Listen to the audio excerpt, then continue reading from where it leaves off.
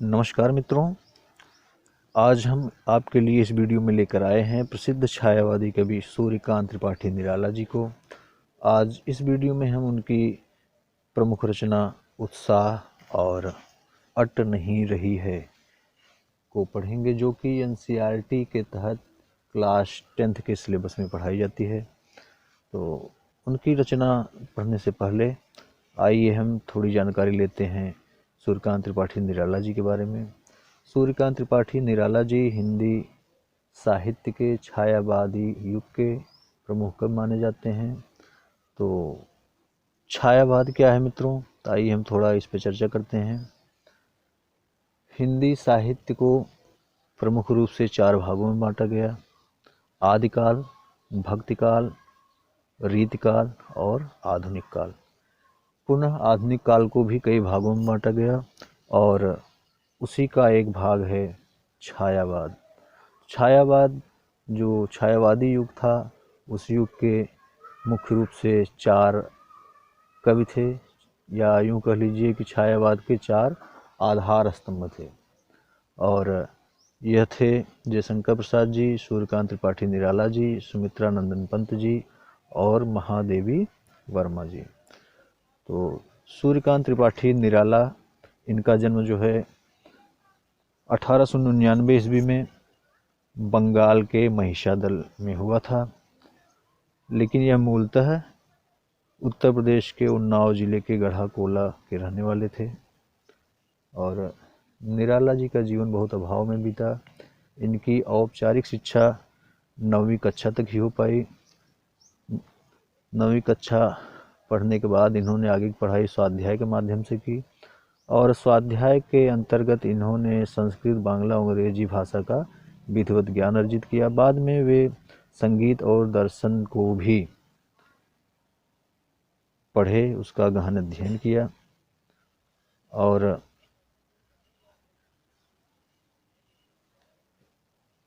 इनका जीवन जो है बहुत लंबा नहीं हुआ, 60-62 वर्ष तक करीब इनका जीवन काल रहा और 1961 ईस्वी में इनका देहांत हो गया। और निराला जी की प्रमुख रचनाएं थीं अनामिका, परिमल, गीतिका, कुकुरमुत्ता और नए पत्ते। उपन्यास, कहानी, आलोचना और निबंध लेखन में भी उनकी ख्याति अविस्मरणीय रही है। निराला रचनावली के 8 खंडों में उनका संपूर्ण साहित्य प्रकाशित है। तो यह थे निराला जी। और निराला जी छायावादी युग के प्रथम मुक्त छंद का प्रयोग करने वाले कवि कहे जाते हैं। और छायावादी युग की विशेषता यह हुआ करती थी कि यह लोग प्रकृति का मानवीकरण करते थे। इनका मुख्य विषय जो था प्रकृति था, और प्रकृति का ये लोग मानवीकरण करते थे। और इनकी कविताएं सरल होती थी और शोषित उपेक्षित वर्ग से संबंधित होती थी। इन्होंने शोषित, उपेक्षित, पीड़ित और प्रताड़ित जन के प्रति अपनी सहानुभूति दिखाई है। और शोषक वर्ग जो था, शोषक वर्ग का इन्होंने प्रचंड प्रतिकार किया है। सूर्यकांत त्रिपाठी निराला जी की यह जो कविता उत्साह है, यह एक आह्वान गीत है जो बादलों को संबोधित करके लिखा गया है। कविता में बादल एक तरफ पीड़ित प्यासे जन की आकांक्षा को पूरा करने वाला है, तो दूसरी तरफ वही बादल नई कल्पना और नए अंकुर के लिए विध्वंस, विप्लव और क्रांति चेतना को संभव करने वाला भी है। तो आइए हम देखते हैं निराला जी की कविता, जिसका शीर्षक है उत्साह। बादल गरजो, घेर घेर घोर गगन धाराधर ओ, ललित ललित काले घुंघराले, बाल कल्पना कैसे पाले, विद्युत छब उर्मे कवि नवजीवन वाले, वज्र छिपा नूतन कविता, फिर भर दो बादल गरजो। तो यहाँ पर कवि ने बादलों का आह्वान करते हुए बादलों से रिमझिम बरसने के लिए नहीं, बल्कि गरजने के लिए कह रहा है। क्यों कह रहा है? क्योंकि गरजने से, बादल की गरज सुन के जो अनुत्साही लोग हैं, जिनका उत्साह शून्य हो चुका है, उनमें एक नया उत्साह आएगा, एक नई उमंग आएगी। इसलिए कब कहते हैं कि बादल गरजो। कैसे गरजो? घेर घेर घोर गगन धाराधर ओ। धाराधर, धाराधर मतलब धाराओं को धारण करने वाले, धाराओं को, पानी की बूंद रूपी धाराओं को धारण करने वाले ए बादल तुम गरजो। घेर घेर घोर गगन, चारों तरफ, गगन मतलब अंतरिक्ष, आकाश में छा जाओ और घनघोर रूप से छाकर तुम गरजो। ललित ललित काले घुंघराले, अब यहाँ ये सब बादल का विशेषण है। कैसे बादल? ललित ललित मतलब सुंदर सुंदर, मनोहर मनोहर। काले घुंघराले, काले और घुंघराले, घुंघराले मतलब जैसे घुंघराले बाल होते हैं, वैसे बालों की तरह घुंघराले बादल तुम सारे आकाश में छा जाओ और गरजो। बाल कल्पना के से पाले, बाल कल्पना मतलब, बाल मतलब बालक, जैसे छोटा बालक कोई कल्पना करता है तो कल्पना के कुछ ही क्षणों बाद उसी कल्पना को वह दूसरा रूप दे देता है। कभी थोड़ा सोचता है, कभी उसकी कल्पना विस्तृत हो जाती है, बड़ी हो जाती है। तो उसी तरह कभी कहते हैं कि ए बाल कल्पना कैसे पाले, ए बाल कल्पना जैसे बादल। बाल कल्पना जैसे बादल क्यों कहा है कवि ने? क्योंकि बादल का आकार कभी छोटा हो जाता है, कभी बड़ा हो जाता है, मतलब उसका आकार, उसका शेप जो है एक जैसा नहीं रहता, परिवर्तित होता रहता है। इसलिए कवि ने बादल को बाल कल्पना के जैसा बताया है। विद्युत छवि उर में कवि नवजीवन वाले, विद्युत छवि साहित्य जगत में विद्युत, विद्युत मतलब बिजली, बिजली को बादल की पत्नी कहा गया है। तो इसके लिए कवि यहाँ पर कह रहे हैं कि विद्युत छवि को अपने हृदय में धारण करने वाले एक कवि रूपी बादल तुम गरजो। कवि क्यों कहा है बादल को?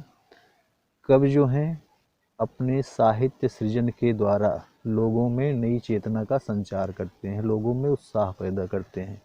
उसी तरह बादल जो है, बादल के आने से भी, बादल के गरजने से, बादल के बरसने से भी लोगों में नवजीवन का संचार होता है, गर्मी से उनको तृप्ति मिलती है। इसलिए कवि ने बादल को कवि की संज्ञा दी, कवि की उपमा दी है कि ये नवजीवन का संचार करने वाले, लोगों में नवजीवन का संचार करने वाले कवि रूपी बादल तुम गरजो। वज्र छिपा नूतन कविता फिर भर दो, बादल गरजो। और ये बादल जो तुम इतने दिन से बरसे नहीं हो, तुम्हारे अंदर जो कठोरता है, निष्ठुर हो गए हो, उस कठोरता को अपने अंदर छिपाकर नूतन कविता फिर भर दो, फिर से तुम नई कविता का सृजन करो। एक कवि रूपी बादल, फिर से तुम नूतन कविता का सृजन करो, नई कविता का सृजन करो। इसका मतलब है ये बादल तुम बारिश करो, बरसो, ये बादल तुम गरजो। तो कवि ने पूरे गद्यांश में, पूरे पद्यांश में यहाँ पर बताया कि ये बादल तुम सारे आकाश में छा जाओ। और कैसे बादल?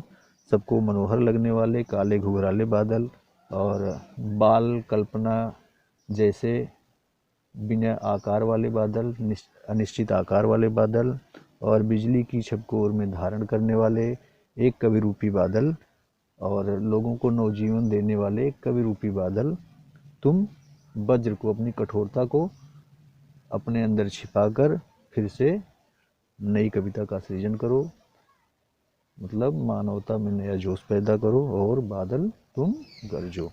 कवि आगे कहते हैं, विकल विकल उन्मन थे उन्मन, विश्व के निदाघ के सकल जन, आए अज्ञात दिशा से अनंत के घन, तप्त धरा जल से फिर शीतल कर दो, बादल गरजो। विकल विकल, विकल मतलब होता है व्याकुल।